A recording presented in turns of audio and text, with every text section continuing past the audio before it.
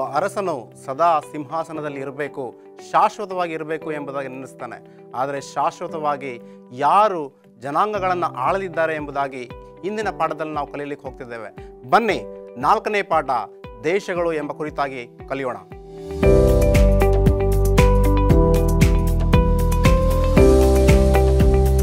ದೇವರ ಮಕ್ಕಳೇ ನಮಸ್ಕಾರ.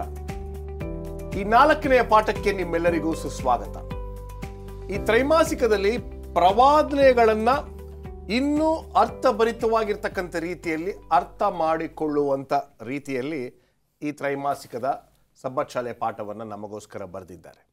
ಬನ್ನಿ, ನಮ್ಮ ಅತಿಥಿಗಳನ್ನು ಸ್ವಾಗತ ಮಾಡಿ ನಮ್ಮ ಈ ಕಾರ್ಯಕ್ರಮಕ್ಕೆ ಚಾಲನೆಯನ್ನು ನೀಡೋಣ. ಬೋಧಕರಾಗಿರ್ತಕ್ಕಂಥ ಮುತ್ತು ಮ್ಯಾಥ್ಯೂ, ಬೋಧಕರಾಗಿರ್ತಕ್ಕಂಥ ರಾಜದಾಸ್ ಮತ್ತು ಬೋಧಕರಾಗಿರ್ತಕ್ಕಂಥ ಪ್ರಸನ್ನಕುಮಾರ್, ನಮಸ್ಕಾರ. ತುಂಬ ಸಂತೋಷ ನೀವು ನಮ್ಮ ಕಾರ್ಯಕ್ರಮಕ್ಕೆ ಬಂದಿದ್ದು. ಈ 4ನೇ ಒಂದು ಪಾಠ ಭಾಗ 1 ರಾಜ್ಯಗಳು ಎಂಬತಕ್ಕಂಥದ್ದು. ಸಮಯವನ್ನು ವ್ಯರ್ಥ ಮಾಡದೆ ದಾನಿಯೇಲನ ಪ್ರವಾದನೆ ಗ್ರಂಥ 7ನೇ ಅಧ್ಯಾಯ 14ನೇ ವಚನವನ್ನು ನಾವು ಓದೋಣ. ದೇವರ ವಾಕ್ಯ ಈ ರೀತಿ ಹೇಳುತ್ತೆ: ಸಕಲ ಜನಾಂಗ ಕುಲ ಭಾಷೆಗಳವರು ಅವನನ್ನು ಸೇವಿಸಲೆಂದು ಅವನಿಗೆ ದೊರೆತನವು, ಘನತೆಯು, ರಾಜ್ಯವು ಕೊಡೋಣವಾದವು. ಅವನ ಆಳಿಕೆಯು ಅಂತ್ಯವಿಲ್ಲದ್ದು, ಶಾಶ್ವತವಾದದ್ದು. ಅವನ ರಾಜ್ಯವು ಎಂದಿಗೂ ಅಳಿಯದು. ಪ್ರಕಟಣೆಯ ಪುಸ್ತಕವನ್ನು ತೆಗೆದುಕೊಂಡಾಗ ಪಾಸ್ಟರ್ ಪ್ರಸನ್ನಕುಮಾರ್ ಅವರೇ, ಈ ಅಂತಿಮ ಲೋಕದಲ್ಲಿ ಜೀವಿಸ್ತಾ ಇರ್ತಕ್ಕಂಥ ನಮ್ಮಗಳಿಗೆ ಬಹಳಷ್ಟು ಉದಾಹರಣೆಗಳು, ಬಹಳಷ್ಟು ಬೇಕಾಗಿರ್ತಕ್ಕಂಥ ಸಂದೇಶಗಳು ಒಳಪಟ್ಟಿರ್ತಕ್ಕಂಥ ಒಂದು ಪುಸ್ತಕ ಪ್ರಕಟಣೆಯ ಪುಸ್ತಕ.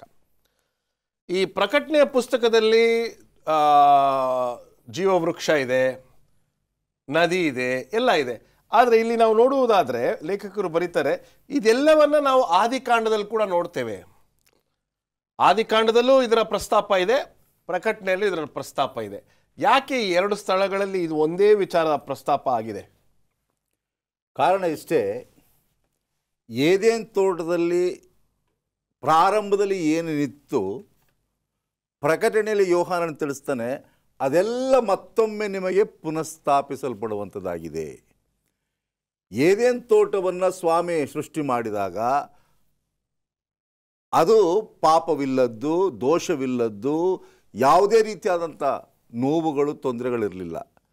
ಪ್ರಕಟಣೆ 21ನೇ ಅಧ್ಯಾಯಕ್ಕೆ ಬರುವಾಗ ಸ್ವಾಮಿ ಅದನ್ನೇ ಹೇಳ್ತಕ್ಕಂಥದ್ದು, ನೂತನ ಆಕಾಶ ಮಂಡಲದಲ್ಲಿ ನಿಮಗೆ ಕಣ್ಣೀರಿಲ್ಲ, ದುಃಖ ಇಲ್ಲ, ನೋವಿಲ್ಲ ಎಂಬುದಾಗಿ. ಸೊ ಯಾವುದನ್ನು ಏದೇನು ತೋಟದಲ್ಲಿ ನಾವು ಕಳೆದುಕೊಂಡಿದ್ದೇವೆ ಅದರ ಹೊಸ ಯೆರೂಸಲೇಮಿನಲ್ಲಿ ಪಡೆದುಕೊಳ್ಳುತ್ತೇವೆ. ಪ್ರವಾದನೆಗಳನ್ನು ಯಾಕೆ ಈ ರೀತಿಯಲ್ಲಿ ಚಿತ್ರಣವನ್ನು ಕೊಟ್ಟಿದ್ದಾರೆ ಎಂಬುದಾಗಿ ಹೇಳುವಾಗ, ದಾನಿಯೇಲ ಮತ್ತು ಪ್ರಕಟಣೆ ಎಂಬತಕ್ಕಂಥದ್ದು ವಿಶ್ವದ ಸರ್ಕಾರಗಳನ್ನು ಸ್ಥಾಪಿತವಾದಂಥದ್ದನ್ನು ತಿಳಿಸ್ತದೆ. ಯಾವ ರೀತಿ ರಾಜ್ಯಗಳು ಸ್ಥಾಪನೆ ಆಗ್ತವೆ, ಯಾವ ರೀತಿ ಅವುಗಳು ಬೀಳ್ತವೆ ಎಂಬುದಾಗಿ. ಈಗ ಸ್ವರ್ಣವಾಕ್ಯದಲ್ಲಿ ನಾವು ಓದುವ ಹಾಗೆ ಒಂದು ರಾಜ್ಯ ಶಾಶ್ವತವಾಗಿರ್ತದೆ, ಅದು ಯೇಸು ಸ್ವಾಮಿಯ ರಾಜ್ಯ. ಈಗ ದಾನಿಯೇಲ ಪ್ರವಾದನೆ ಗ್ರಂಥನ ತೆಗೆದುಕೊಂಡ್ರು ಸರಿ, ಪ್ರಕಟಣೆಯ ಒಂದು ಗ್ರಂಥವನ್ನು ತೆಗೆದುಕೊಂಡ್ರು ಸರಿ, ಈ ಲೋಕದ ರಾಜ್ಯಗಳ ಬಗ್ಗೆ ಬರೆಯಲ್ಪಟ್ಟಿದೆ. ಈಗ ಎಷ್ಟೋ ಸಂದರ್ಭಗಳಲ್ಲಿ ಬೇರೆ ಧರ್ಮಗಳ ಪುಸ್ತಕಗಳ ಬಗ್ಗೆ ನಾನು ಯಾವುದನ್ನು ಖಂಡನೆ ಮಾಡ್ತಾ ಇಲ್ಲ, ಆದರೆ ಎಲ್ಲೋ ಒಂದು ಕಡೆ ಈ ಪುಸ್ತಕದಲ್ಲಿ ಮಾತ್ರ ಚರಿತ್ರೆನೂ ಇದೆ, ಅದು ನಡೀಲಿಕ್ಕಿರ್ತಕ್ಕಂಥ ವಿಚಾರಗಳು ಇವೆ, ನಡೆದಿರ್ತಕ್ಕಂಥ ವಿಚಾರಗಳು ಕೂಡ ಇದೆ. ಅದು ಪ್ರವಾದನೆಯಲ್ಲಿ ಎಷ್ಟು ಕ್ಲೀನಾಗಿ ಇದು ನಡೀತದೆ, ಈ 10 ರಾಜ್ಯಗಳು ಬೀಳ್ತವೆ, ಈ ದೇವಸ್ಥಾನವು ಕೆಡವಲ್ಪಡ್ತದೆ ಎಂಬತಕ್ಕಂಥ ಮಾಹಿತಿ ಎಲ್ಲ ಇದರಲ್ಲಿ ಇದೆಯಲ್ಲ ಪಾಸ್ಟರ್ ಪ್ರಸನ್ನ. ಅದಕ್ಕೆ ಇದು ಶಾಶ್ವತವಾದಂಥ ಗ್ರಂಥ. ಯಾಕೆಂದರೆ ಆದಿಯು ಅಂತ್ಯವು ಬರೆಯಲ್ಪಟ್ಟಿದೆ. ಈ ಯಾವ್ಯಾವ ಪ್ರವಾದನೆ ಇದರಲ್ಲಿ ಪ್ರಸ್ತಾಪವಾಗಿದೆ, ಬರೆಯಲ್ಪಟ್ಟಿದೆ, ಅವೆಲ್ಲವೂ ಚರಿತ್ರೆಯಲ್ಲಿ ನಡೆದು ಹೋಗಿದೆ. ಇನ್ನು ಬರಬೇಕಾಗಿರತಕ್ಕಂಥದ್ದು ಇನ್ನೊಂದೇ ಒಂದು ರಾಜ್ಯ. ಇವುಗಳ ಮಾಹಿತಿಯನ್ನು ನಾವು ಗಮನಿಸುವಾಗ ಸತ್ಯವೇದವು ಎಷ್ಟು ಖಚಿತವಾಗಿದೆ, ಸ್ಪಷ್ಟವಾಗಿದೆ, ಸತ್ಯವಾಗಿದೆ ಎಂಬುದನ್ನು ನಾವು ಜನಗಳಿಗೆ ತಿಳಿಸಬೇಕು. ಯಾಕೆಂದರೆ ಈ ಸತ್ಯವೇದದಲ್ಲಿ ಕೇವಲ ನಮ್ಮ ರಕ್ಷಣೆಗೆ ಬೇಕು ಅಷ್ಟು ಮಾತ್ರವಲ್ಲ, ಚರಿತ್ರೆಗೆ ಎಷ್ಟು ವಿಷಯ ಬೇಕು, ಭವಿಷ್ಯಕ್ಕೆ ಪ್ರವಾದನೆಯಲ್ಲಿ ಎಷ್ಟು ವಿಷಯಗಳು ಬೇಕು. ವಿಜ್ಞಾನ ಇದೆ, ಚರಿತ್ರೆ ಇದೆ, ಸಾಹಿತ್ಯ ಇದೆ, ಪ್ರತಿಯೊಂದು ಸಹ ಇದನ್ನು ಒಬ್ರು ಹೇಳ್ತಾರೆ, ಈ ಸತ್ಯವೇದವನ್ನು ಒಂದು ಸಣ್ಣ ಗ್ರಂಥಾಲಯ ಎಂಬುದಾಗಿ ಹೇಳ್ತಾರೆ. ಒಂದು ಗ್ರಂಥಾಲಯದೊಳಗೆ ಹೋದರೆ ನಮಗೆ ಎಲ್ಲ ರೀತಿಯಾದ ಪುಸ್ತಕಗಳು ಸಿಗ್ತವೆ. ಅದೇ ರೀತಿಯಲ್ಲಿ ಸತ್ಯವೇದವನ್ನು ಆಳವಾಗಿ ಹುಡುಕುವಾಗ ಎಲ್ಲ ವಿಷಯಗಳು ಇದರಲ್ಲಿ ನಮಗೆ ಸಿಗುವಂಥದ್ದಾಗಿದೆ. ಮುಂದೆ ಹೋಗೋಣ, ಸಮಯವಿಲ್ಲ. ಭಾನುವಾರದ ಪಾಠಕ್ಕೆ ನಾವು ಬರುವುದಾದರೆ, ಏದೇನ್ ತೋಟದಿಂದ ಏದೇನ್ ತೋಟ ಒಂದು ಸಂಪೂರ್ಣತೆಯನ್ನು ಹೊಂದಿರತಕ್ಕಂಥ ಒಂದು ಮನೆ ಅಂತ ಹೇಳಿದ್ರೆ ತಪ್ಪಾಗೋದಿಲ್ಲ. ಆದಿ ತಂದೆ ತಾಯಿಗೆ ಒಂದು ಸಂಪೂರ್ಣತೆಯನ್ನು ಪಡೆದಿರ್ತಕ್ಕಂಥ ಒಂದು ಸ್ಥಳವಾಗಿತ್ತು, ಮನೆಯಾಗಿತ್ತು. ಆದರೆ ಅಲ್ಲಿ ಕೂಡ ಪಾಪ ಬಂತು. ಪಾಪ ಬಂದ ಮೇಲೆ ಇನ್ನೊಂದು ಸಣ್ಣ ಒಂದು ಸ್ಥಳ ಅಥವಾ ರಾಜ್ಯವನ್ನು ಶುರು ಮಾಡಬೇಕು ಎಂಬತಕ್ಕಂಥ ಆಲೋಚನೆಯಲ್ಲಿ ಮನುಷ್ಯ ಇದ್ದ. ಅಲ್ಲಿ ಏನು ನಡೀತು? ಆ ನಿಮ್ರೋದ್ ಮತ್ತು ನೆನಿವೆ ಯಾಕೆ ನಾವು ನೆನೆಸ್ಕೋಬೇಕು? ಖಂಡಿತವಾಗಿ. ಯಾಕೆಂದರೆ ಏದೇನ್ ತೋಟವನ್ನು ಮಾನವರ ಒಂದು ಸಂತೋಷಕ್ಕೆ ಸೃಷ್ಟಿ ಮಾಡುವಾಗ ಅಲ್ಲಿ ಜೀವವೃಕ್ಷದ ಮರ ಇತ್ತು. ಇವರು ಸಂತೋಷವಾಗಿ ಅಲ್ಲಿ ಸ್ಥಳವನ್ನು ಕಳಿಬೋದಾಗಿತ್ತು. ಆದರೆ ಯಾವ ಸಮಯದಲ್ಲಿ ಪಾಪ ಬಂತು, ಸ್ವಾಮಿ ಅಲ್ಲಿಂದ ಆದಾಮ್ ಮತ್ತು ಅವಳನ್ನು ಬೇರೆ ಮಾಡಬೇಕಾಗಿತ್ತು. ಈಗ ಬೇರೆ ಮಾಡುವಾಗ ಒಂದು ಆಲೋಚನೆ ಬಂತು. ಸ್ವಾಮಿ ಅಲ್ಲಿ ಅವ್ರಿಗೆ ಹೇಳಿದ್ನು, ನಿಮ್ಮ ರಕ್ಷಣೆಗೋಸ್ಕರ ನಾನು ಒಂದು ಯೋಜನೆ ಇಟ್ಕೊಂಡಿದ್ದೇನೆ. ಈ ಭೂಮಿಯಲ್ಲಿ ನೀವು ಇನ್ಮೇಲೆ ಕಷ್ಟಪಡಬೇಕು. ಆದಿಕಾಂಡ 3ನೇ ಅಧ್ಯಾಯದಲ್ಲಿ ನಾವು ಗಮನಿಸುವಾಗ ಜೀವನ ಏದೇನ್ ತೋಟದಲ್ಲಿ ಇರುವ ರೀತಿ ಸಂತೋಷ ಇರಲಿಲ್ಲ. ಇಲ್ಲಿ ಅವರೇ ದುಡಿಬೇಕಾಗಿತ್ತು, ಅವರೇ ಬೆವರು ಸುರಿಸಬೇಕಾಗಿತ್ತು, ಎಲ್ಲವೂ ಕಷ್ಟವನ್ನು ಅನುಭವಿಸಾಗಿತ್ತು. ಅಂತಹ ಸಮಯದಲ್ಲಿ ದೇವರು ಅವರಿಗೆ ಒಂದು ಭರವಸೆಯನ್ನು ಕೊಟ್ಟನು. ಆ ಭರವಸೆ ಏನಂದರೆ, ಈ ಕುರಿಯ ತ್ಯಾಗದ ಮೂಲಕವಾಗಿ, ಬಲಿಯ ಮೂಲಕವಾಗಿ ಮುಂದೆ ನಿಮಗೆ ರಕ್ಷಣೆ ಆಗ್ತದೆ ಎಂಬುದಾಗಿ. ಯಾವ ಸಮಯದಲ್ಲಿ ಇವರು ಅದನ್ನು ಆಲೋಚನೆ ಮಾಡಿದ್ರು, ಇಲ್ಲಿ ನಾವು ಒಂದು ವಿಷಯವನ್ನು ತಿಳ್ಕೊಳ್ಬೇಕು. ಸಮಸ್ಯೆಗಳು ಜಾಸ್ತಿ ಆಗ್ತಾ ಇತ್ತು, ಪರಿಹಾರ ಕಂಡುಕೊಳ್ಬೇಕಾಗಿತ್ತು. ಅಂತಹ ಸಮಯದಲ್ಲಿ ಆದಿಕಾಂಡ 10ನೇ ಅಧ್ಯಾಯದಲ್ಲಿ 2 ಪಟ್ಟಣಗಳ ಬಗ್ಗೆ ಪ್ರಸ್ತಾಪವಾಗ್ತದೆ. ಒಂದು ನಿನವೆ ಪಟ್ಟಣ ಬಗ್ಗೆ, ಒಂದು ಬ್ಯಾಬಿಲೋನ್ ಪಟ್ಟಣದ ಬಗ್ಗೆ. ಈ 2 ಪಟ್ಟಣವನ್ನು ನಾವು ಮುಂದೆ ನೋಡ್ತೇವೆ ಹೇಗಿದ್ವು ಎಂಬುದಾಗಿ. ಯೋನನಿಗೆ ಸ್ವಾಮಿ ಹೇಳ್ತಕ್ಕಂಥದ್ದು, ನೀನು ನಿನವೆ ಪಟ್ಟಣಕ್ಕೆ ಹೋಗಿ ಪ್ರಸಂಗವನ್ನು ಮಾಡು ಎಂಬುದಾಗಿ. ಯೋನ ಹೇಳ್ತಾನೆ, ನಿನವೆ ಪಟ್ಟಣ ಬಹಳ ಕೆಟ್ಟದಾದ ಪಟ್ಟಣ, ದುಷ್ಟ ಪಟ್ಟಣ, ಅಲ್ಲಿ ಯಾರೂ ರಕ್ಷಣೆ ಹೊಂದೋದಿಲ್ಲ ಎಂಬುದಾಗಿ. ಪ್ರಕಟಣೆ ಪುಸ್ತಕದಲ್ಲಿ ಬಾಬಿಲೋನ್ ಬಗ್ಗೆ ಹೇಳ್ತಕ್ಕಂಥದ್ದು, ಬ್ಯಾಬಿಲೋನ್ ಬಿಟ್ಟು ಹೊರಗಡೆ ಬನ್ನಿರಿ ನೀವು ಎಂಬುದಾಗಿ. ಅಂಥ ಸಮಯದಲ್ಲಿ ಒಬ್ಬ ನಿಮ್ರೋದ್ ಎಂಬತಕ್ಕಂಥ ಪರಾಕ್ರಮಿಯಾದಂಥ ಒಬ್ಬ ಭೂರಾಜ ಇದ್ದಂತೆ. ಆ ಭೂರಾಜನ ಬಗ್ಗೆ ಹೇಳುವಾಗ ಆತನ ಬಗ್ಗೆ ಅಭಿನಂದನೆ ಹೇಳ್ತಾ ಇಲ್ಲ, ಆದರೆ ಆತನೇ ದೇವರಿಗೆ ವಿರೋಧವಾಗಿ ನಿಲ್ತಾನೆ ಎಂಬುದಕ್ಕೆ ಇದು ದೃಷ್ಟಾಂತವಾಗಿದೆ. ಯಾಕೆಂದರೆ ಲೋಕ ಬಂಡಾಯ ಹೇಳ್ತದೆ, ಪಾಪದಿಂದ ದೇವರಿಗೆ ವಿರೋಧ. ಆ ಬಂಡಾಯ ಎಂಬತಕ್ಕಂಥದ್ದು ಪರಲೋಕದಲ್ಲಿ ಪ್ರಾರಂಭವಾಯಿತು. ಆ ಭೂಲೋಕದಲ್ಲಿ ಬರಲಿಕ್ಕೆ ಇವರೆಲ್ಲರೂ ಸಹಾಯ ಮಾಡ್ತಾ ಇದ್ರು. ಅದಕ್ಕೋಸ್ಕರ ಬ್ಯಾಬಿಲೋನ್, ನಿನವೆ ಮತ್ತು ನಿಮ್ರೋದ್ ಇವರೆಲ್ಲರೂ ದೇವರಿಗೆ ವಿರೋಧವಾಗಿ ನಿಂತದ್ದು ಎಂಬುದನ್ನು ಗಮನಿಸಬೇಕು. ವಂಡರ್ಫುಲ್. ಈಗ ಆದಿಕಾಂಡದ ಚರಿತ್ರೆ ಅಥವಾ ಆದಿಕಾಂಡದ ವಿಷಯಗಳನ್ನು ನಾವು ಎಷ್ಟು ಕೂಲಂಕುಷವಾಗಿ ಓದಿ ಅರ್ಥ ಮಾಡ್ಕೋಬೇಕು.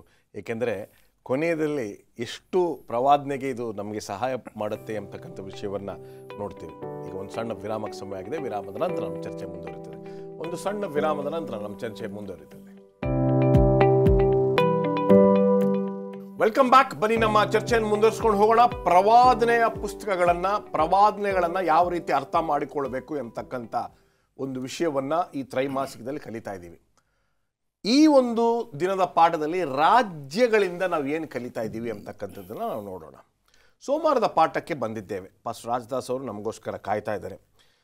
ಈ 10ನೇ ಅಧ್ಯಾಯ, ಆದಿಕಾಂಡದ 10ನೇ ಅಧ್ಯಾಯ ಮತ್ತು ಅಬ್ರಾಮನ ಕರೆಯುವಿಕೆ, ಈ 2 ವಿಚಾರಗಳನ್ನು ನಾವು ನೋಡುವುದಾದರೆ ಇಲ್ಲಿ ಏನನ್ನು ಕಲಿಬಹುದು, ಇದು ಯಾವ ರೀತಿ ನಮ್ಮನ್ನು ಮುಂದಿನ ಭವಿಷ್ಯವನ್ನು ಅರ್ಥ ಮಾಡಿಕೊಳ್ಳಲು ಯಾವ ರೀತಿ ಪಾಠಗಳನ್ನು ಕಲಿಸುತ್ತೆ?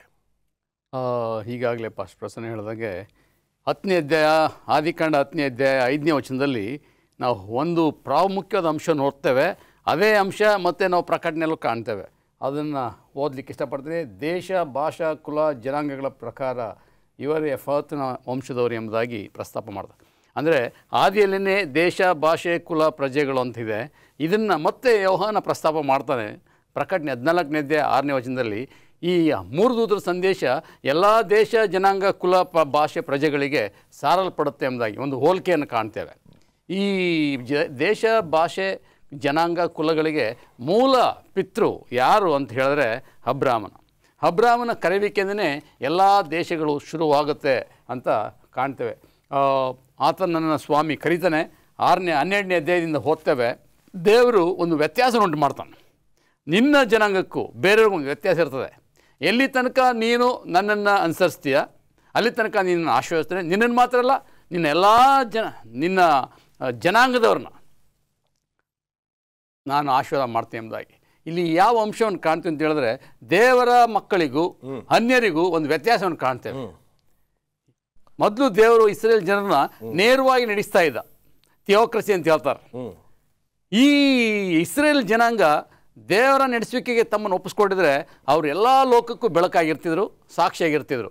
ಆದರೆ ಅವ್ರೇನು ಮಾಡಿದ್ರು, ಬೇರೆ ಲೋಕದ ಜನ ರಾಜರು ನೋಡಿದ್ರು, ದೇಶಗಳು ನೋಡಿದ್ರು, ಎಲ್ಲರೂ ರಾಜರು ಆಳ್ತಾ ಇದ್ದಾರೆ, ಅವರಂಗೆ ನಮಗೊಬ್ಬ ಅರಸ ಬೇಕಂತೇಳಿ ಅರಸನ್ನ ಬೇಡ್ಕೊಳ್ತಾರೆ.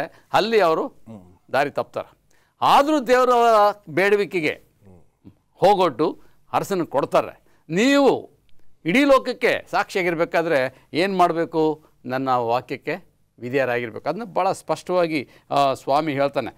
ಧರ್ಮೋಪದೇಶ ಕಾಂಡ 4ನೇ ಅಧ್ಯಾಯ 5ನೇ ವಚನದಲ್ಲಿ ಭಾಳ ಸ್ಪಷ್ಟವಾಗಿ ಸ್ವಾಮಿ ಆಜ್ಞಾಪಿಸಿರ್ತಾನೆ. ಮೋಶೆಗೆ ಆಜ್ಞಾಪಿಸಿದಾಗೇ ಇವ್ರಿಗೂ ಹೇಳ್ತಾನೆ. ಆದರೆ ದುರದೃಷ್ಟಕರ, ಇವರು ದೇವ್ರಿಗೆ ವಿಧೇಯರಾಗಿರಲಿಲ್ಲ. ನೀವು ಸ್ವಾಧೀನ ಮಾಡಿಕೊಳ್ಳುವುದಕ್ಕೆ ಹೋಗುವ ದೇಶದಲ್ಲಿ ಅನುಸರಿಸಬೇಕಾದ ಆಜ್ಞಾವಿಧಿಗಳನ್ನು ನನ್ನ ದೇವರಾದ ಯೆಹೋವನು ನನಗೆ ಆಜ್ಞಾಪಿಸಿದಂತೆ ನಿಮಗೆ ಬೋಧಿಸಿದ್ದೇನೆ. ಇವುಗಳನ್ನು ಕೈಕೊಂಡು ಅನುಸರಿಸಿರಿ. ಅನುಸರಿಸಿದರೆ ಅನ್ಯ ಜನಾಂಗಗಳು ನಿಮ್ಮನ್ನು ಜ್ಞಾನಿಗಳು, ವಿವೇಕಿಗಳು ಎಂದು ತಿಳಿಯುವರು. ಅವರು ಈ ಆಜ್ಞೆಗಳ ವಿಷಯದಲ್ಲಿ ವರ್ತಮಾನವನ್ನು ಕೇಳಿ ಆ ದೊಡ್ಡ ಜನಾಂಗವು ಜ್ಞಾನ ವಿವೇಕವುಳ್ಳ ಜನಾಂಗ ಎಂದು ಮಾತಾಡಿಕೊಳ್ಳುವರು. ನಾವು ನಮ್ಮ ದೇವರಾದ ಯೆಹೋವನಿಗೆ ಮೊರೆಯಿಡುವಾಗೆಲ್ಲ ಆತನು ಸಮೀಪವಾಗಿಯೇ ಇದ್ದನಲ್ಲ. ಬೇರೆ ಎಷ್ಟು ದೊಡ್ಡ ಜನಾಂಗಕ್ಕಾದರೂ ಯಾವ ದೇವರು ಹೀಗೆ ಸಮೀಪವಾಗಿರುವನು? ನಾನು ಇವತ್ತು ನಿಮ್ಮ ಮುಂದೆ ಇಡುವ ಇಂಥ ನ್ಯಾಯವಾದ ಆಜ್ಞೆ ವಿಧಿಗಳ ಧರ್ಮಶಾಸ್ತ್ರಕ್ಕೆ ಸಮಾನವಾದದ್ದು ಬೇರೆ ಯಾವ ಜನಾಂಗಕ್ಕೆ ಉಂಟು? ಇವತ್ತು ದೇವರು ಅಬ್ರಾಮನ ಮುಖಾಂತರ ಕೊಟ್ಟಂಥ ಆಜ್ಞಾ ವಿಧಿಗಳು ಮೋಶೆ ಕೊಟ್ಟ. ಮೋಶೆ ಅದನ್ನು ತನ್ನ ಜನಾಂಗಕ್ಕೆ ಹೇಳ್ದ. ಆದರೆ ಅವ್ರೇನು ಮಾಡೋದು? ತಿರುಗಿ ಬಿದ್ದರು. ಅದಕ್ಕೆ ಅವರು ಸಂಪೂರ್ಣವಾಗಿ ಅವಮಾನಕ್ಕೊಳಗಾದರು. ಹೇಗೆ ಅವಮಾನಕ್ಕಾದರು? ಅವರ ವೈರಿಗಳೇ ಅವರಿಗೆ ಮುತ್ತಿಗೆ ಹಾಕಿದ್ರು. ಬಾಬೇಲ್ ಅಂತ ಕೇಳಿದು. ಬಾಬೇಲನ್ನು ಯಾಕೆ ದೇವರು ಉಪಯೋಗಿಸ್ದ? ಅವ್ರು ಶ್ರೇಷ್ಠ ಜನಾಂಗ ಅಂತಲ್ಲ, ಇವ್ರಿಗೆ ಬುದ್ಧಿ ಕಲಿಸ್ಲಿಕ್ಕೋಸ್ಕರ ವೈರಿಗಳನ್ನು ಸ್ವಾಮಿ ಬರಮಾಡ್ದ. ಅಧೀನ ಆಗಬೇಕು. ಇವ್ರು ನನಗೆ ತಿರುಗಿ ಬಿದ್ದಿದ್ದೀರಲ್ಲ, ನಿಮಗೆ ನಾನು ಬುದ್ಧಿ ಕಲಿಸ್ತೇನೆ, ನೀವು ಅವಮಾನಕ್ಕೊಳಗಾಗಬೇಕು. ಅವ್ರಿಗೆ ಅಂತಾರಲ್ಲ, ದಾನಿಯೇಲ ಹೇಳ್ತಾನೆ, ಸ್ವಾಮಿ ನಾವು ನಿನ್ನ ಮಕ್ಕಳು, ನಿನ್ನ ಜನಾಂಗದವ್ರು, ನಾವ್ಯಾಕೆ ಈ ರೀತಿ ಅವಮಾನ ಆಗಬೇಕಂದ್ರೆ ಇವರು ದೇವ್ರಿಗೆ ವಿರುದ್ಧವಾಗಿ ನಡೆದರು. ಇವತ್ತು ಯಾವುದೋ ವಿಷಯದಲ್ಲಿ ಅವರು ತಿರುಗಿ ಬಿದ್ದರು ಅಂದರೆ ಸಬ್ಬತ್ತನ್ನು ಹೊಲೆ ಮಾಡಿದ್ರು, ವಿಗ್ರಹ ಆರಾಧನೆ ಮಾಡಿದ್ರು. ಆ ಒಂದೇ ಕಾರಣಕ್ಕೆ ಅವರು ಕೈದಿಗಳಾಗಿ ಒಯ್ಯಲ್ಪಟ್ರು. ಇವತ್ತು ಮತ್ತೆ ಪ್ರಕಟಣೆಯಲ್ಲಿ ನೋಡ್ತೇವೆ, 3 ದೂತರ ಸಂದೇಶ ಏನಿದೆ? ಸ್ವಾಮಿ ಮತ್ತೆ ಕರೀತಾ ಇದ್ದಾನೆ, ನೀವು ನನ್ನ ಜನಾಂಗ ಆಗಿರ್ಬೇಕಾದ್ರೆ ನೀವು ಸೃಷ್ಟಿಕರ್ತನಾದ ಭೂಮಿ ಆಕಾಶಗಳನ್ನು ಜಲಪಾತಗಳು ಉಂಟು ಮಾಡೋದು ದೇವರಿಗೆ ಏನಾಗಿರಿ? ವಿಧೇಯರಾಗಿರಿ, ಆತನನ್ನೇ ಆರಾಧಿಸ್ರಿ. ಮತ್ತೆ ಸ್ವಾಮಿ ಕರೀದ. ಆದಿಕಾಂಡದಲ್ಲಿ ಕೊಟ್ಟ ಸಂದೇಶ ರಿಪೀಟ್ಸ್ ಇಟ್ ಸೆಲ್ಫ್. ಎಸ್, ನಾವು ದೇವ್ರ ಮಕ್ಕಳಾಗಿ ದೇವರ ರಾಜ್ಯ ಉಳಿಬೇಕಾದ್ರೆ ದೇವರ ವಾಕ್ಯಕ್ಕೆ ವಿಧೇಯರಾಗಿರ್ಬೇಕು. ವಂಡರ್ಫುಲ್. ಮುಂದೆ ಹೋಗೋಣ. ನೀವು ಕೇಳಿದ್ದನ್ನು ಪಡೆದುಕೊಂಡಿದ್ದೀರಾ?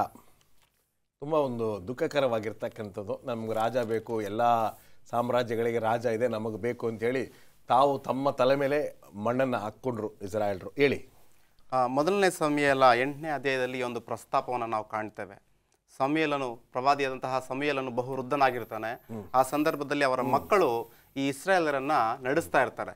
ಈ ಸಂದರ್ಭದಲ್ಲಿ ಇಸ್ರಾಯೇಲರು ಬಂದು ಅವರ ಸಂಗಡ ಹೇಳ್ತಾರೆ, ಸಮುವೇಲನ ಸಂಗಡ, ಸ್ವಾಮಿ ನಿನ್ನಂಥ ಮಕ್ಕಳಲ್ಲ, ನಿನ್ನಂಥ ಮನುಷ್ಯರಲ್ಲ, ಅವರು ಬಹು ಕೀಳಾಗಿ ಪ್ರವರ್ತನೆ ಮಾಡ್ತಾರೆ, ಲಂಚವನ್ನು ಸ್ವೀಕಾರ ಮಾಡ್ತಿದ್ದಾರೆ, ದೇವರಿಗೆ ವಿರೋಧವಾದಂತಹ ಕೃತ್ಯಗಳನ್ನು ಮಾಡ್ತಿದ್ದಾರೆ. ಆದ್ದರಿಂದ ಯಾರೂ ಬೇಡ, ನಮಗೆ ಒಬ್ಬ ರಾಜನನ್ನು ನೇಮಿಸು ಎಂಬುದಾಗಿ ಸಮುವೇಲನನ್ನು ಬಂದು ಅವರು ಕೇಳ್ಕೊಳ್ತಾರೆ.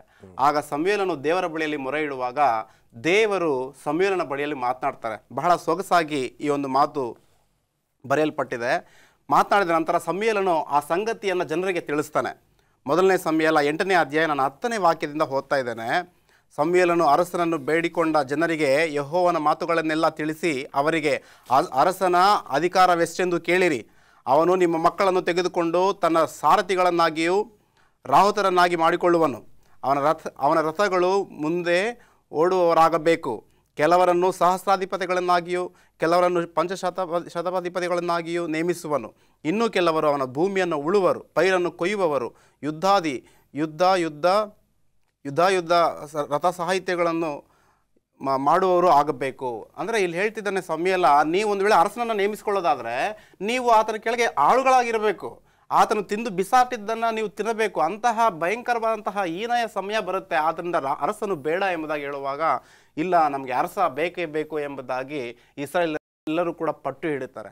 ಅಷ್ಟೇ ಅಲ್ಲ, ನಾವು ಧರ್ಮೋಪದೇಶ ಕಾಂಡದಲ್ಲಿ 7ನೇ ಅಧ್ಯಾಯ 14-20 ವಾಕ್ಯಗಳನ್ನು ನೋಡುವಾಗ ನಿಮ್ಮಲ್ಲಿ ಅರಸನಾಗಬೇಕು ಎಂಬುದಾಗಿ ಇರುವವನು ಈ ರೀತಿ ಇರಬೇಕು ಎಂಬುದಾಗಿ ದೇವರು ಮುಂದಾಲೋಚನೆಯಿಂದ ಮೋಶೆ ಮುಖಾಂತರ ತಿಳಿಪಡಿಸ್ತಾನೆ. ಏನು ತಿಳಿಪಡಿಸ್ತಾನಪ್ಪ ಅಂತಂದರೆ, ಆತನು ರಥಗಳನ್ನಾಗಲಿ ಕುದುರೆಗಳನ್ನಾಗಲಿ ಬೆಳ್ಳಿ ಬಂಗಾರಗಳನ್ನಾಗಲಿ ಆಶಿಸುವಂತಹ ವ್ಯಕ್ತಿ ಆಗಿರಬಾರದು ಎಂಬುದಾಗಿ ವಾಕ್ಯದಲ್ಲಿ ಹೇಳ್ತಾನೆ ದೇವರು. ಆದರೆ ದುರದೃಷ್ಟವಶಾತ್ ಏನಪ್ಪ ಅಂತಂದರೆ ಅಂತಹ ವ್ಯಕ್ತಿಗಳೇ ಈ ರಾಜನ ಸಿಂಹಾಸನವನ್ನೇರಿ ಇಸ್ರಾಯೇಲರನ್ನು ದಬ್ಬಾಳಿಕೆ ಮಾಡೋದನ್ನು ನಾವು ಕಾಣ್ತಿದ್ದೇವೆ. ಆದರೆ ಈ ಭೂಲೋಕದಲ್ಲಿರುವಂತಹ ಎಲ್ಲ ಅರಸರು ಕೂಡ ಮನುಷ್ಯರ ಮೇಲೆ ದಬ್ಬಾಳಿಕೆ ನಡೆಸುವವರು ಆಗಿದ್ದಾರೆ. ಆದರೆ ದೇವರು ಮಾತ್ರ ಒಬ್ಬ ನಿಜವಾದಂತಹ ನ್ಯಾಯಾಧಿಪತಿಯಾಗಿದ್ದಾನೆ, ಆತನೇ ನಿಜವಾದಂತಹ ಅರಸನಾಗಿದ್ದಾನೆ. ಆತನ ರಾಜ್ಯದಲ್ಲಿ ಈ ರೀತಿ ಯಾವುದೇ ಕಾರಣಕ್ಕೂ ಕೂಡ ಇರೋದಿಲ್ಲ. ಆದ್ದರಿಂದ ಆ ಅರಸನ ಬರೋಣಕ್ಕಾಗಿ ನಾವೆಲ್ಲರೂ ಕೂಡ ಕಾಯಬೇಕಾಗಿದೆ. ಆದಿಕಾಂಡ ಇರ್ಬೋದು, ಪ್ರಕಟಣೆ ಇರ್ಬೋದು, ಒಂದೇ ಒಂದು ವಿಷಯ, ಈಗಿನ ಕಾಲದ ಸರ್ಕಾರಗಳಲ್ಲಿ ಪಾಪಿಗಳನ್ನು ಆಳ್ಕೆ ಮಾಡ್ತಾ ಇದ್ದಾರೆ ಅಂತಕ್ಕಂಥ ವಿಷಯ ನಮಗೆಲ್ಲರಿಗೂ ಗೊತ್ತಿದೆ. ದೇವರು ತಾನೇ ನಮ್ಮೆಲ್ಲರನ್ನ ಕಾಪಾಡಬೇಕು. ಈಗ ಒಂದು ಸಣ್ಣ ವಿರಾಮದ ನಂತರ ನಮ್ಮ ಚರ್ಚೆ ಮುಂದುವರಿತದೆ. Welcome back. ಅದ್ಭುತವಾಗಿರ್ತಕ್ಕಂಥ ವಿಷಯಗಳನ್ನ ಕಲಿತಾ ಇದ್ದೀವಿ. ಪ್ರವಾದನೆಯನ್ನ ಯಾವ ರೀತಿ ಅರ್ಥ ಮಾಡಿಕೊಳ್ಬೇಕು ಎಂಬತಕ್ಕಂಥದ್ದನ್ನ ಉದಾಹರಣೆಗಳ ಮೂಲಕ, ಹಳೆ ಒಡಂಬಡಿಕೆಯ ಘಟನೆಗಳ ಮೂಲಕ ನಾವು ಕಲಿತಾ ಇದ್ದೀವಿ. ಅನುಭವಶಾಲಿಗಳು ಅದನ್ನು ನಮಗೆ ತಿಳಿಸ್ಕೊಡ್ತಾ ಇದ್ದಾರೆ. ಬನ್ನಿ ಮುಂದುವರಿಸ್ಕೊಂಡು ಹೋಗೋಣ. ಈ ಪ್ರವಾದನೆಯನ್ನು ಪ್ರಸನ್ನಕುಮಾರ್, ಪ್ರವಾದನೆಯನ್ನು ಅರ್ಥ ಮಾಡ್ಕೊಳ್ಳೋಕ್ಕೆ ಹಳೆ ಒಡಂಬಡಿಕೆಯ ಎಷ್ಟೋ ವಿಚಾರಗಳನ್ನು ಸ್ವಲ್ಪ ಮೆಲ್ಕಾಕಿದ್ರೆ ಎಲ್ಲೋ ಒಂದು ಕಡೆ ಈ ಹೊಸ ಒಡಂಬಡಿಕೆಯಲ್ಲಿ ಅಥವಾ ಪ್ರವಾದನೆಯ ಪುಸ್ತಕಗಳಲ್ಲಿರ್ತಕ್ಕಂಥ ಅಂಶಗಳು ಇನ್ನೂ ಸ್ವಲ್ಪ ಕ್ಲಿಯರ್ ಆಗಿ ನಮ್ಗೆ ಅರ್ಥ ಆಗುತ್ತೆ ಅಂತ ನಾವು ನೋಡ್ತೀವಿ. ಖಂಡಿತವಾಗಿ ಅದಕ್ಕೋಸ್ಕರ ತಾನೇ ಆದಿಕಾಂಡದಿಂದಲೂ ಕೆಲವು ದೃಷ್ಟಾಂತಗಳನ್ನು ನಮಗೆ ಕೊಡ್ತಾ ಇದ್ದಾರೆ, ಉದಾಹರಣೆಗಳನ್ನ ಕೊಡ್ತಾ ಇದ್ದಾರೆ. ಆ ಉದಾಹರಣೆಗಳ ಮೂಲಕವಾಗಿ, ಆ ದೃಷ್ಟಾಂತಗಳ ಮೂಲಕವಾಗಿ ಮುಂದೆ ಆಗ್ತಕ್ಕಂಥ ಪ್ರವಾದನೆಗಳನ್ನು ಸುಲಭವಾಗಿ ನೀವು ಅರ್ಥ ಮಾಡಿಕೊಳ್ಳಬಹುದು. ಇವೆಲ್ಲವೂ ಸಾಕ್ಷಿಯಾಗಿದೆ.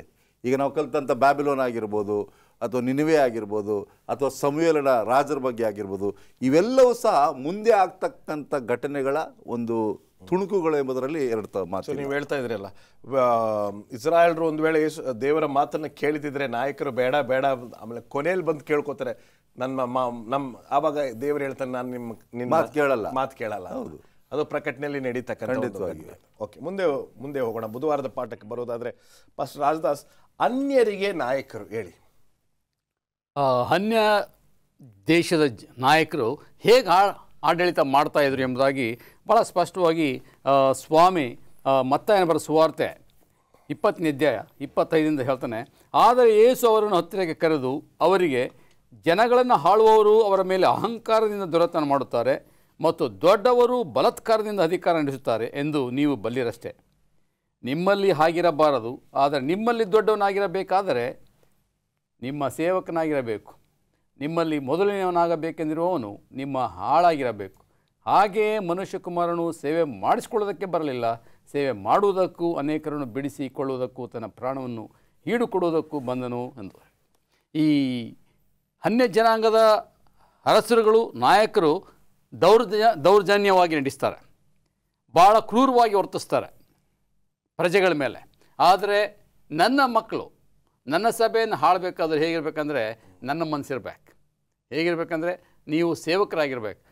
ದೇವ್ರ ಬಗ್ಗೆ ಕೇಳುತ್ತೆ, ನಾನು ಸೇವೆ ಮಾಡಿಸ್ಕೊಳಕ್ಕೆ ಬರಲಿಲ್ಲ, ಸೇವೆ ಮಾಡಲಿಕ್ಕೆ ಬಂದೆ. ಇವತ್ತು ಅದೇ ಪ್ರವೃತ್ತಿಯನ್ನು ಇವತ್ತು ನಮ್ಮ ಸಭೆಗಳಲ್ಲಿ, ನಮ್ಮ ದೇಶಗಳಲ್ಲಿ ಅಳವಡಿಸ್ಕೊಂಡ್ಬಿಟ್ರೆ ನಮ್ಮ ದೇಶ ಇದಾಗತ್ತೆ, ಏನು ಸ್ವರ್ಗ ಆಗತ್ತೆ. ನಮ್ಮ ಮನೆಗಳು ಸ್ವರ್ಗ ಆಗತ್ತೆ, ಸಭೆಗಳು ಸ್ವರ್ಗ ಆಗತ್ತೆ. ಇದನ್ನು ಅನುಸರಿಸಿದ ಪ್ರಯುಕ್ತವಾಗಿ ಅನ್ಯ ಜನರಾಗೇ ಇಸ್ರೇಲ್ ಜನರು ವರ್ತನೆಗೆ ಶುರು ಮಾಡಿದ್ರು. ಅದಕ್ಕೇ ಅವರು ಅವಮಾನಕ್ಕೊಳಗಾದರು. ದೇವರನ್ನ ಸರಿಯಾಗಿ ಪ್ರತಿಬಿಂಬಿಸಲಿಲ್ಲ. ಇವತ್ತು ಯಾಕೆ ಸ್ವಾಮಿಯವ್ರನ್ನ ಆರಿಸ್ಕೊಂಡ? ದೇವರನ್ನ ಪ್ರತಿಬಿಂಬಿಸಬೇಕಾಗಿತ್ತು. ದೇವ್ರ ರಾಜ್ಯ, ದೇವ್ರ ಮಕ್ಕಳು ಹೇಗಿರ್ತಾರೆ ಎಂಬುದಾಗಿ ಅನ್ಯರಿಗೆ ನಾವು ಸಾಕ್ಷಿಯಾಗಿರಬೇಕಾಗಿತ್ತು. ಅದನ್ನೇ ಸ್ವಾಮಿ ಹೇಳ್ತಾನೆ. ಈಗ ಪಾಸ್ಟರ್ ರಾಜದಾಸ್ ತುಂಬ ಚೆನ್ನಾಗಿ ಹೇಳ್ತಾ ಇದ್ದಾರೆ. ಆದರೆ ನನಗೊಂದು, ಈಗ ನಮ್ಮ ಒಂದು ಆರಾಧನೆ ಕ್ರಮವನ್ನು ತೆಗೆದುಕೊಳ್ಳೋಣ. ಸುಮ್ಮನೆ ಒಂದು ಉದಾಹರಣೆಗೆ, ಅನ್ಯ ಲೋಕವು ನಮ್ಮ ಆರಾಧನೆಯ ಮೇಲೆ ಬಹಳಷ್ಟು ಪ್ರಭಾವ ಬೀರಿದೆ. ಯಾವ ರೀತಿ ಅನ್ಯ ಲೋಕವು ದೇವರ ಮಕ್ಕಳ ಮೇಲೆ ಬೀರಿದಂಥ ಪ್ರಭಾವವು ಇವತ್ತು ನಡೀತಿದೆ, ಏನಂತೀರಾ? ಈ ಪ್ರಭಾವ ಆಗಬಾರ್ದು ಅನ್ನೋದೇ ದೇವ್ರ ಉದ್ದೇಶ. ಇಸ್ರೇಲರಿಗೆ ಪ್ರಭಾವ ಕಾಂಪ್ರಮೈಸ್ ಮಾಡಿಕೊಂಡು ಸಂಧಾನ ಮಾಡಿಕೊಂಡ್ರು, ಅನ್ಯರ ಸಂಗಡ ಸೇರ್ಕೊಂಡ್ಬಿಟ್ಟು ಏನಾಗಲ್ಲ ಅಂತ ತಿಳ್ಕೊಂಡ್ರು. ಆದರೆ ದೇವರು ಅದನ್ನು ಅಸಹ್ಯಪಟ್ಟು ಅವ್ರಿಗೆ ಶಿಕ್ಷೆಯನ್ನು ಅನುಗ್ರಹಿಸಿದ. ಇವತ್ತು ಅಷ್ಟೇ, ಕೊನೆಯ ಕಾಲದಲ್ಲಿ ಪ್ರಕಟಣೆ ಪುಸ್ತಕದಲ್ಲಿ ಸ್ವಾಮಿ ಹೇಳ್ತಾನೆ, ಯಾವುದೇ ಕಾರಣಕ್ಕೂ ನೀವೇನಾಗಬೇಡಿ, ಸಂಧಾನ ಮಾಡ್ಕೊಳ್ಬೇಡಿ, ನೀವು ವಿಶಿಷ್ಟವಾದ ಜನಾಂಗ. ನಮ್ಮ ಆರಾಧನೆ ಕ್ರಮ ಇರ್ಬೋದು, ನಮ್ಮ ವೈಯಕ್ತಿಕ ಜೀವಿತ ಇರ್ಬೋದು, ಕೌಟುಂಬಿಕ ಜೀವಿತ ಇರ್ಬೋದು, ಅನ್ಯರಿಗೂ ನಮಗೂ ಒಂದು ವ್ಯತ್ಯಾಸ ಉಂಟು ಮಾಡಬೇಕು. ಆವಾಗಲೇ ನಾವು ಲೋಕಕ್ಕೆ ಬೆಳಕಾಗಿರ್ತೀವಿ. ಸ್ವಾಮಿ ಹೇಳ್ದ, ನೀವು ನನಗೆ ಏನಾಗಿರಬೇಕು, ಸಾಕ್ಷಿಗಳಾಗಿರ್ಬೇಕು. ಇಸ್ರೇಲರನ್ನು ಸ್ವಾಮಿ ಸಾಕ್ಷಿಗಳ ಕರೆದ, ಅದು ಅವ್ರ ಸಾಕ್ಷಿಯಾಗಿ ಉಳಿಲಿಲ್ಲ, ಅವ್ರನ್ನ ತಾತ್ಸಾರ ಮಾಡ್ದ. ಇವತ್ತು ಅಂತ್ಯಕಾಲದ ನಮ್ಮನ್ನು ಆರಿಸ್ಕೊಂಡಿದ್ದಾನೆ. ನಾವು ಆತನಿಗೆ ಸಾಕ್ಷಿಗಳಾಗಿ ಇಲ್ಲದೇ ಇದ್ದರೆ, ವಿತೃಪ್ತವಾಗಿ ಜೀವಿಸ್ತಾ ಇದ್ದರೆ, ಬಹುಶಃ ನಮ್ಮನ್ನು ತಿರಸ್ಕರಿಸ್ಬೋದು, ಇನ್ನೊಬ್ಬರನ್ನ ಆರಿಸ್ಕೊಳ್ಬೋದು. ವಂಡರ್ಫುಲ್. ಮುಂದೆ ಹೋಗೋಣ. ಗುರುವಾರದ ಪಾಠಕ್ಕೆ ಬರುವುದಾದರೆ, ಅನ್ಯರಿಗೆ ಬೆಳಕಾಗಿರು. ಅನ್ಯರಿಗೆ ಬೆಳಕಾಗಿರಲು ದೇವರು ಇಸ್ರಾಯೇಲ್ ಸಮೂಹವನ್ನು ಆಯ್ಕೆ ಮಾಡ್ಕೊಳ್ತಾನೆ. ನಾವಿಲ್ಲಿ ಗಮನಿಸೋದಾದರೆ, ದೇವರು ತನ್ನ ಅಪಾರವಾದಂತಹ ಕೃಪೆಯಿಂದ ಈ ಇಸ್ರಾಯೇಲ್ ಸಮೂಹವನ್ನು ಪ್ರೀತಿಸಿ ಅನ್ಯರಿಗೆ ಬೆಳಕಾಗಿರಲು ಅವ್ರನ್ನ ಏನು ಮಾಡ್ತಾನಪ್ಪ ಅಂತಂದರೆ ಆಯ್ಕೆ ಮಾಡ್ಕೊಳ್ತಾನೆ. ದೇವರು ದಶಾಗ್ನಿಗಳ ಮುಖಾಂತರ ಅವರನ್ನು ಏನು ಮಾಡ್ತಾನಪ್ಪ ಅಂತಂದರೆ ಎಚ್ಚರಿಸ್ತಾನೆ. ಇದು ನೀತಿಯ ಮಾರ್ಗ, ಈ ಮಾರ್ಗದಲ್ಲಿ ನೀವೆಲ್ಲರೂ ಕೂಡ ನಡೆಯುವಂಥವರಾಗಿರಬೇಕು ಎಂಬುದಾಗಿ ಧರ್ಮಶಾಸ್ತ್ರವನ್ನು ಮೋಶೆಯ ಮುಖಾಂತರ ಇಸ್ರಾಯೇಲ್ ಜನಾಂಗದವರಿಗೆ ತಿಳಿಯಪಡಿಸ್ತಾನೆ. ಅಷ್ಟೇ ಅಲ್ಲ, ನಾವು ಗಮನಿಸೋದಾದರೆ ಪ್ರಕಟಣೆ ಪುಸ್ತಕ 14ನೇ ಅಧ್ಯಾಯ 12ನೇ ವಚನದಲ್ಲಿ ಒಂದು ಸೊಗಸಾದಂತಹ ಮಾತನ್ನು ಯೋಹಾನನೇ ಹೇಳ್ತಾನೆ. ಪ್ರಕಟಣೆ 14ನೇ ಅಧ್ಯಾಯ 12ನೇ ವಚನ, ಇದರಲ್ಲಿ ದೇವರ ಆಜ್ಞೆಗಳನ್ನು ಯೇಸುವಿನ ಮೇಲಿನ ನಂಬಿಕೆಯನ್ನು ಕೈಗೊಂಡು ನಡೆಯುತ್ತಿರುವ ದೇವ ಜನರ ತಾಳ್ಮೆಯು ತೋರಿ ಬರುತ್ತದೆ. ಅಂತ್ಯಕಾಲದಲ್ಲಿ ರಕ್ಷಿಸಲ್ಪಡೋರು ಯಾರಪ್ಪ ಅಂತಂದರೆ ದೇವ ಧರ್ಮಶಾಸ್ತ್ರವನ್ನು ಪ್ರೀತಿಸುವವರ ಮೇಲೆ. ಅವರನ್ನು ದೇವರು ಖಂಡಿತವಾಗ್ಲೂ ಕಾಪಾಡ್ತಾನೆ ಎಂಬುದನ್ನು ಇಲ್ಲಿ ಸತ್ಯವಾಗಿದ್ದಲ್ಲ ನೋಡ್ತೇವೆ. ಆದ್ದರಿಂದ ದೇವರು ಅನ್ಯ ಜನಾಂಗಗಳನ್ನು ಕಂಡಮ್ ಮಾಡಲು ಇಸ್ರೇಲ್ ಪ್ರಜೆಗಳನ್ನು ಆಯ್ಕೆ ಮಾಡಿಕೊಳ್ಳಿಲ್ಲ, ಬದಲಾಗಿ ಅವರನ್ನು ರಕ್ಷಿಸಲು ಏನು ಮಾಡ್ತಾನಪ್ಪ ಅಂತಂದರೆ ಅವರನ್ನು ಆಯ್ಕೆ ಮಾಡಿಕೊಂಡ ಎಂಬುದಾಗಿ ನಾವು ಸತ್ಯವಾಕ್ಯದಲ್ಲಿ ಕಾಣಬಹುದಾಗಿದೆ. ಇಲ್ಲಿ ಅರಣ್ಯಕಾಂಡದಲ್ಲಿ 14ನೇ ಅಧ್ಯಾಯ 17ರಿಂದ 20 ವಾಕ್ಯಗಳಲ್ಲಿ ನಾವು ಓದೋದಾದರೆ ಈ ರೀತಿ ಹೇಳುತ್ತೆ, ಯೆಹೋವನು ದೀರ್ಘಶಾಂತನು, ಬಹು ತಾಳ್ಮೆಯುಳ್ಳವನು, ಅಪರಾಧ ಪಾಪಗಳನ್ನು ಕ್ಷಮಿಸುವವನು, ಆದಾಗ್ಯೂ ಅಪರಾಧಿಗಳನ್ನು ಶಿಕ್ಷಿಸದೆ ಬಿಡದವನು, ತಂದೆಗಳ ಪಾಪಫಲವನ್ನು ಮಕ್ಕಳ ಮೇಲೆ 3-4 ತಲೆಗಳವರೆಗೆ ಬರಮಾಡುವನು ಎಂದು ಹೇಳಿದ್ದೀಯಲ್ಲ. ಈ ಮಾತಿಗೆ ದೃಷ್ಟಾಂತವನ್ನು ಕೊಟ್ಟು ನಿನ್ನ ಮಹಿಮೆಯನ್ನು ದೃಢಪಡಿಸಬೇಕು. ಇಲ್ಲಿ ನಾವು ನೋಡೋದಾದರೆ ದೇವರು ಎಂತಹ ಅಪಾರವಾದಂತಹ ಪ್ರೀತಿಯುಳ್ಳವನು ಎಂಬುದಾಗಿ ಮಾತುಗಳನ್ನು ನಾವು ಕಲಿಯಬಹುದು. ಅದನ್ನು ದೀರ್ಘಶಾಂತನು, ಪಾಪಗಳನ್ನು ಕ್ಷಮಿಸುವಾತನು ಎಂಬುದಾಗಿ ಸತ್ಯವಾಕ್ಯ ನಮಗೆ ತಿಳಿಪಡಿಸ್ತಿದೆ. ಅಷ್ಟೇ ಅಲ್ಲ, ನಾವು ಮುಂದೆ ಓದೋದಾದರೆ ಮೊದಲುಗೊಂಡು, ಇದುವರೆಗೆ ನೀನು ಈ ಜನರ ಪಾಪಗಳನ್ನು ಕ್ಷಮಿಸಿದ ಪ್ರಕಾರವೇ ಈಗಲೂ ಮಹಾ ಕೃಪೆಯಿಂದ ಅವರ ಪಾಪಗಳನ್ನು ಕ್ಷಮಿಸಬೇಕು ಎಂದು ನಿನ್ನನ್ನು ಬೇಡಿಕೊಳ್ಳುತ್ತೇನೆ ಎಂದು ಪ್ರಾರ್ಥಿಸಿದನು. ಇಲ್ಲಿ ಮೋಶೆ ಪ್ರಾರ್ಥನೆ ಮಾಡ್ತಿದ್ದಾನೆ, ಸ್ವಾಮಿ ನೀನು ಅಪಾರವಾದಂತಹ ಕೃಪೆಯುಳ್ಳವನು, ನೀನು ಕ್ಷಮಿಸುವಾತನು. ಅಂದರೆ ದೇವರ ಒಂದು ಗುಣ ಎಂಥದ್ದು ಎಂಬುದನ್ನು ಇಲ್ಲಿ ಮೋಶೆ ದೇವರನ್ನು ಕೊಂಡಾಡ್ತಾ ಇದ್ದಾನೆ. ಅಂತಹ ಗುಣ ಇಸ್ರಾಯೇಲರಲ್ಲೂ ಕೂಡ ಇರಬೇಕು ಎಂಬುದೇ, ಇಲ್ಲವೇ ದೇವರ ಧರ್ಮಶಾಸ್ತ್ರವನ್ನು ಹೊಂದಿಕೊಂಡು ಜೀವಿಸುವವರಾಗಿರಬೇಕು ಎಂಬುದೇ ಈ ಒಂದು ತಿರುಳಾಗಿದೆ. ತುಂಬ ಸಮಯ ಕಡಿಮೆ ಇದೆ ಪಾಸ್ಟರ್ ಪ್ರಸನ್ನ ಅವರೇ. ಬಾಬಿಲೋನಿಂದ ಹೊರಗಡೆ ಬಾ ಅಂತ ಕರೆಯಲ್ಪಟ್ಟಿದೆ. ನಮ್ಮ ಸಭೆಯು ಬಾಬಿಲೋನ್ ಒಳಗಿದೆಯಾ ಅಂತ ಲೇಖಕರು ಒಂದು ಪ್ರಶ್ನೆ ಕೇಳ್ತಾ ಇದ್ದಾರೆ. ಬ್ಯಾಬಿಲೋನ್ ಒಳಗಿಲ್ದೇ ಇರ್ಬೋದು, ಆದರೆ ಬ್ಯಾಬಿಲೋನ್ ಸಭೆ ಒಳಗಿದೆ. ಇವಾಗ ವ್ಯತ್ಯಾಸ ಇದೆ. ಬ್ಯಾಬಿಲೋನ್ ಒಳಗಿದೆ. ನೋಡಿ, ಒಂದು ವಾಕ್ಯ ಭಾಳ ಚೆನ್ನಾಗಿ ಹೇಳ್ತದೆ ಬುಧವಾರದಲ್ಲಿ, like the old Israel, many of the darkest chapters in Christian history are the direct result of church compromising with the world. Babylon ನಮಗಿದೆ ಎಂಬುದಾಗಿ ಹೇಳ್ತಿದ್ದೆ, ನಾವು ಸಂಧಾನ ಮಾಡ್ಕೊಂಡಿದ್ದೇವೆ, ಹೀಗಿದ್ರೆ ನಾವು ಬೆಳಿಬೋದು, ಹೀಗಿದ್ರೆ ಅಭಿವೃದ್ಧಿ ಆಗ್ಬೋದು ಅಂತ. ಇದು ತಪ್ಪು ಮಾಹಿತಿ. ನ್ಯಾಯವಾಗಿದ್ದರೆ ಬೆಳಿಬೋದು, ದೇವರ ವಾಕ್ಯವನ್ನು ಅನುಸರಿಸಿದರೆ ನಾವು ಪರಲೋಕ ಹೋಗ್ಬೋದು ಎಂಬುದರಲ್ಲಿ ಯಾವ ಸಂದೇಹವೂ ಇಲ್ಲ. ವಂಡರ್ಫುಲ್. ನಮಸ್ಕಾರ.